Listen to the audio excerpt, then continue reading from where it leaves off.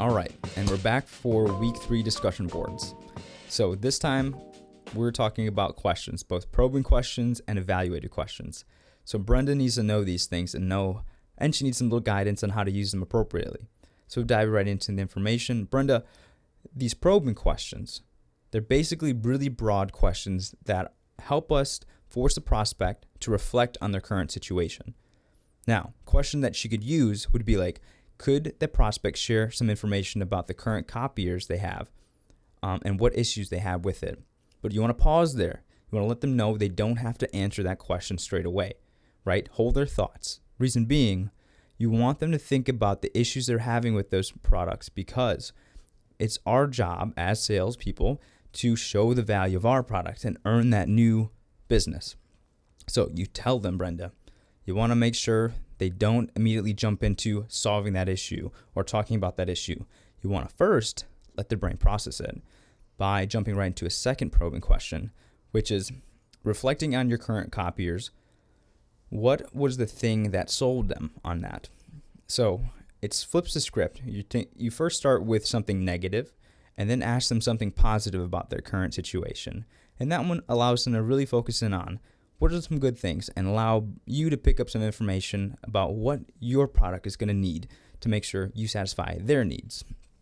So again, don't spend too much time on that probing question because you don't want them to sell themselves on they have the greatest product, but give them a little bit of time to talk about it and make sure that the product that you're selling is aligning with what their needs are.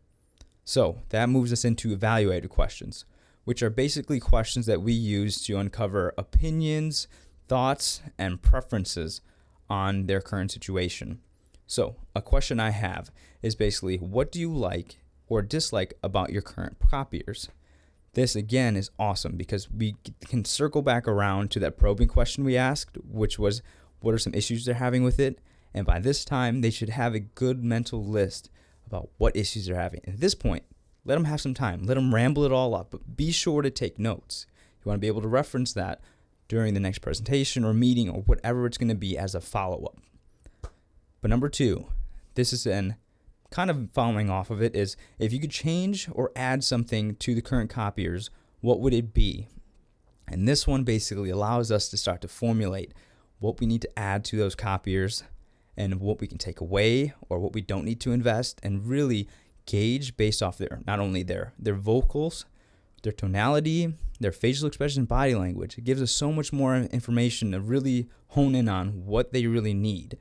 So that's why it's really important. When you get that probing question, give them time to process those questions. Come down and get more detailed progressively throughout more questions.